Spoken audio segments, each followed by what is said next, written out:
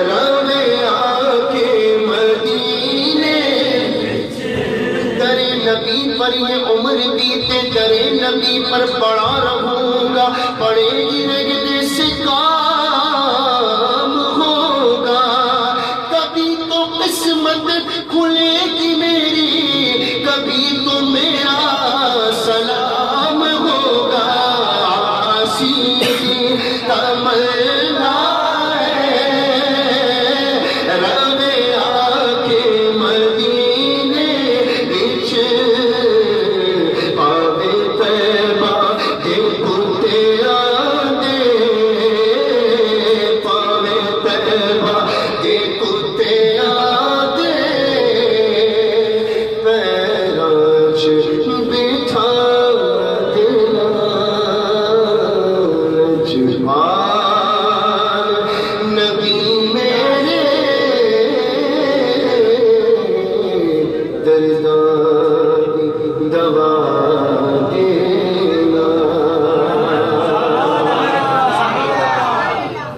حضرت کا استقبال کرتے ہوئے نعرہ تکبیر نعرہ رسالت جیسا حق بنتا ہے ویسا بولو نعرہ تکبیر پیچھے نہ ہو دونوں ہاتھوں کو بلند کر کے نعرہ رسالت نعرہ رسالت نعرہ غوثیہ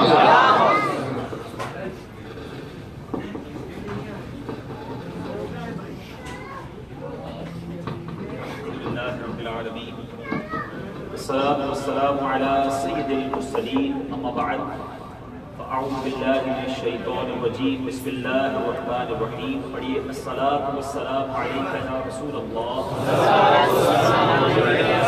وعلى آلك وأصحابك يا حبيب الله الصلاة والسلام عليك يا نبي الله وعلى آلك وأصحابك يا نور الله اللہ تعالیٰ کا جس قدر شکر ادا کریں کم ہے کہ رب کریم نے ہم جیسے سیاہ کاروں ہم جیسے گناہ گاروں کو اس مبارک شہر میں آنے کا شرف بخشا جہاں فرشتے حاضری کو ترستے ہیں جہاں نہ جانے کون کون سے اولیاء کرام اقطاب ابدال اس وقت بھی مدینہ منورہ میں موجود ہوں گے شاعر کہتا ہے نا کس طرح پاؤں رکھے یا صاحب بصیرت کس طرح پاؤں رکھے یا صاحب بصیرت آنکھیں بچھی ہوئی ہیں ہر جگہ کی گلی میں کس چیز کی کمی ہے مولا تیری گلی میں دنیا تیری گلی میں عقبہ تیری گلی میں یقین کیجئے کبھی کبھی تو یہ خیال آتا ہے شرم بھی آتی ہے کاش کی کیفیت بنی رہے کہ میں کب آنے کے قابل تھا رحمت نے یہاں تک پہنچایا سرکار پہ تن من جان فدا سرکار توجہ فرمائے اب ہم میں سے کئی اسلامی بھائی وہ ہیں جن کی واپسی کا وقت قریب آ گیا ہے دو غم ایک ساتھ ملنے جا رہے ہیں رمضان بھی جدا ہونے کو اور مدینہ بھی چھٹنے کو پیچھے اسلامی بھائیوں یقین کیجئے یہ سعادت چھوٹی سعادت نہیں ہے امیر علیہ سنت فرماتے ہیں یہاں ایک سانس مل جائے یہی ہے زیست کا حاصل زیست کہتے ہیں زندگی ساری زندگی کا حاصل یہ ہے کہ مدینے میں ایک بار سانس لینا مل جائے یہاں ایک سانس مل جائے یہی ہے زیست کا حاصل وہ قسمت کا دھنی ہے جو گیا دم بھر مدینے بزرگوں کی باتیں بغیر مانا کے نہیں ہوتی اس کی وجہ ہے ایک سانس سے کیا مل جائے گا من زار قبری وجبت لہ شفاعت نبی پاک علیہ السلام نے فرمایا جس نے میرے روضے کی زیارت کی اس پر میری شفاعت واجب ہو جو ہم پر کتنی بڑی مہربانی کی گئی ہے بزرگوں سے سیکھو عشق کرنا کیسے ہے مدینے سے مدینے کے اندر میری اور آپ کی کیفیت کیا ہونی چاہیے آپ نے شعر پڑھا کمال کا شعر ہے پاوے طیبہ دے کتیاں دے آج بٹھا دے ہماری اوقات نہیں ہم مدینے آئے نبی پاک اعلیٰ حضرت سے سیکھو کہ نبی پاک سے محبت کیسے کرنی ہے آقا کے مدینے سے محبت کیسی کرنی ہے بریلی کے تاجدار زمانے کے امام ہیں مجدد دین و ملت ہیں ان کے دماغ کے ان کی عقل کے ان کی فہم و فراست کے آج بھی چرچے ہیں بڑے بڑے مفتیان کرام ان کے فتاوی پڑھتے ہیں تو حیران ہو جاتے ہیں کہ ایک بندے کو اللہ نے کتنی عقل دی ہے. مگر اس تاجدار بریلی سے پوچھو کہ عشق کیسے کیا جاتا ہے. کہتے رضا کسی سگے طیبہ کے پاؤں بھی چومے. رضا کسی مدینے کے کتے کے پاؤں چومے. رضا کسی سگے طیبہ کے پاؤں بھی چومے. کہ تم اور آہ کے کتنا دماغ لے کے چلے. تمہارے دماغ کے بڑے چرچے ہیں رضا، لیکن اصل عقل والا کام یہ ہے. مدینے کے کسی کتے کے پاؤں چومنے تھے. ایک اور جگہ کے لکھتے ہیں، ذرا سمجھیے گا، جو اردو اچھی جانتے ہیں شعر کو سمجھو کتنی خوبصورتی ہے شعر میں. آپ کہتے ہیں خوف ہے سب خراشی یہ سگے طیبہ کا. اعلیٰ حضرت کہتے ہیں مجھے ڈر ہے کہ کہیں مدینے کے کتوں کے آرام میں خلل نہ پڑ جائے، اس لیے بلند آواز سے نہیں روتا ہوں، ورنہ مجھے بھی بلند آواز سے رونا آتا ہے. خوف ہے سب خراشی یہ سگے طیبہ کا، ورنہ کیا یاد نہیں نہ لاؤ افراہم کو. ہمیں بھی آتا ہے رونا. ایک جگہ اپنے آپ کو کہتے رضا پار آئے دل بھی نہ نکلا دل سے تحفے میں رضا. اے رضا دل کا ٹکڑا کاٹ کر مدینے کے کتے کو پیش کر دیتا کیا ہوتا، جان جاتی نا. پار آئے دل بھی نہ نکلا دل سے تحفے بے رضا. ان سگانے کو سے اتنی جان پیاری واہ واہ.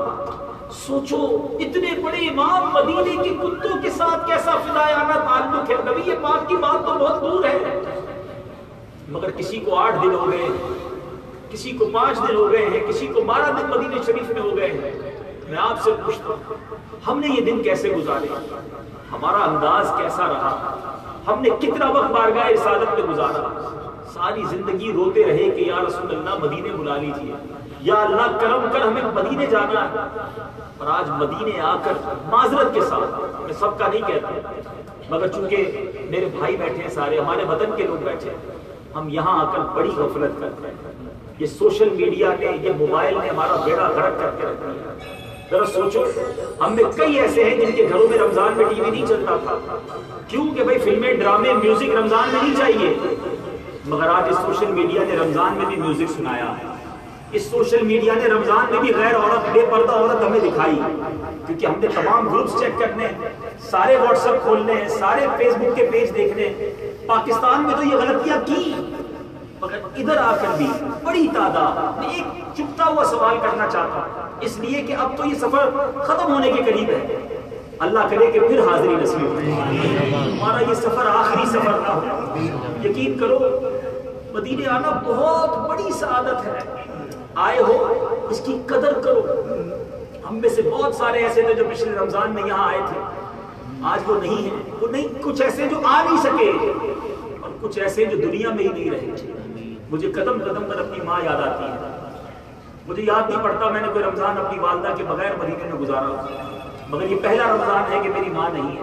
مجھے احساس ہے ہو سکتا ہے اگلے سال ہم میں سے کوئی اور بھی نہ ہو. اس رمضان کو، اس حاضری مدینہ کو اپنی زندگی کا گولڈن چانس سمجھو، اپنی زندگی کا ٹرننگ پوائنٹ بنائے. بہت بڑی مہربانی کی گئی ہے مجھ پر اور آپ پر. ہم جیسے گناہگاروں کو بلا کر چانس دیا گیا ہے کہ معافی مانگ لو، راضی کر لو نبی پاک کو، شفاعت کی خیرات لے جاؤ، اللہ کو راضی کر کے جانا، بخشش لے کر جانا. ویسے ہی رمضان میں برکتیں بڑھ جاتی ہیں. ہمیں تو رمضان میں مکے مدینے بلایا، کتنی بڑی مہربانی ہوئی.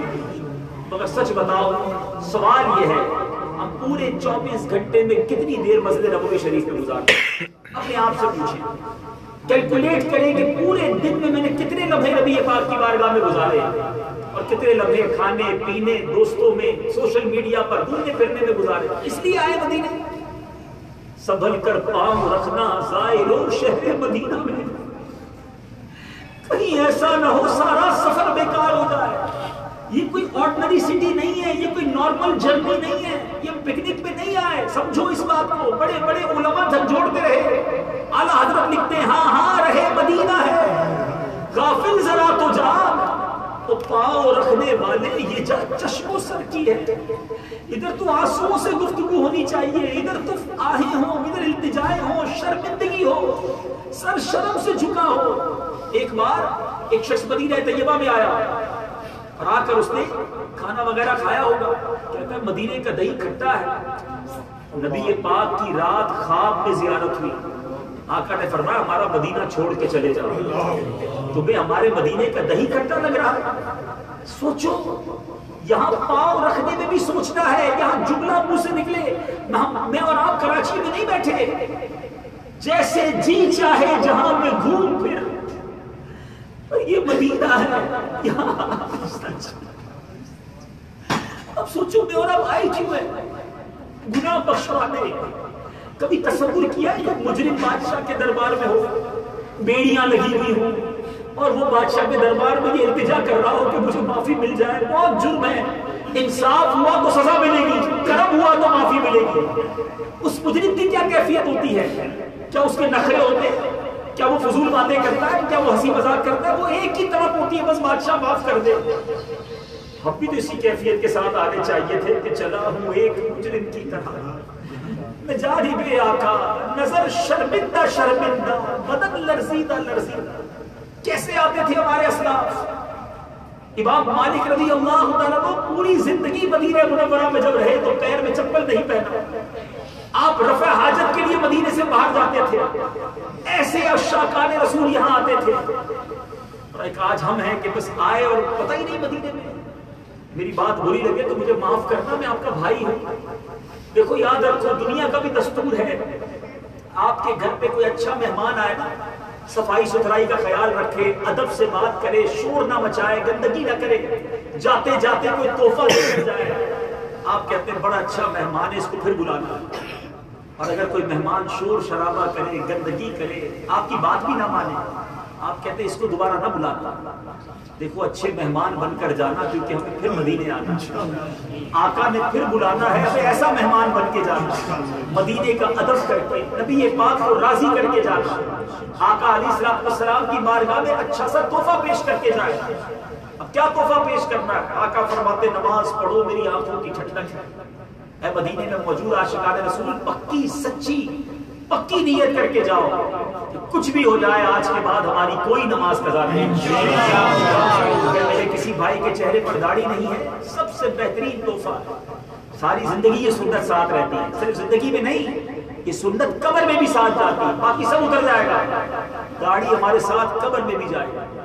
آقا سے وعدہ کرو کہ یا رسول اللہ اب تک کٹوائی اس کی توبہ کرتا ہوں، آج کے بعد میرے چہرے پر آپ کی سنت سجی رہے۔ اور یہ کتنا سخت فرمان ہے۔ ہم ویسے نارملی بیانات پہ اس پر کم بات کرتے ہیں تاکہ لوگ بیان میں بھاگ نہ جائیں، وہ اس لیے بات کر رہا ہوں۔ ادھر بھی تحفہ نہیں دو گے آقا فرماتے داڑھی بڑھاؤ اور مجھے پست رکھو اور میرے دشمنوں جیسا چہرہ نہ بناؤ۔ آقا نے اپنے گھر پہ بلا لیا، اپنے در پر بلایا، پھر بھی میرا چہرہ اپنے دشمنوں والا۔ اپنے آپ سے پوچھو، آپ کی کوئی ایک بات نہ مانے، 2 بار بات نہ مانے، آپ اسے گھر نہیں بلاتے؟ ایک طرف اپنی خطائیں یاد کرو کہ میں نے کتنی باتیں نہیں مانی، ساری زندگی کی نافرمانی کی۔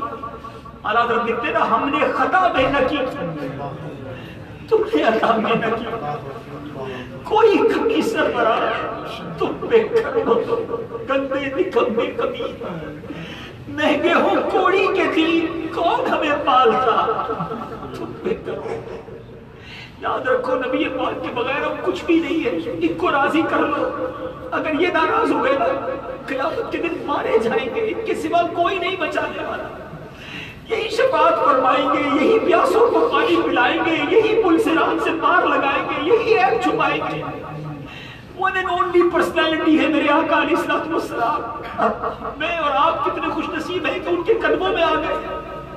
اب ان سے عرض کر کے جائے حضور اپنے قدموں میں ادھر بھی بلایا ہے، محشر میں بھی بلا لے، ادھر مہمان بنایا ہے، ادھر نہ بھول جانا، مگر راضی کر کے تو جاؤ نا۔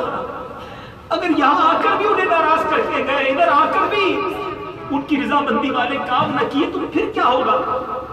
تو آج اب دیکھیں وقت تھوڑا رہ گیا، 29ویں شب آ گئی ہے، اب کچھ لمحے رہ گئے، ہماری واپسی بھی شروع ہو گئی ہے، رمضان بھی جا رہا ہے، پتہ نہیں پھر آ سکیں گے کہ نہیں آ سکیں گے۔ پاپا نے لکھا نا، جب گزر جائیں گے ماہ 11 تیری آمد کا پھر شور ہوگا، پر کیا میری زندگی کا بھروسہ۔ الوداع الوداع ماہ رمضان۔ اللہ مجھے اور آپ کو نبی پاک کی شفاعت سے بہرامند ہماری حاضری قبول ہو جائے،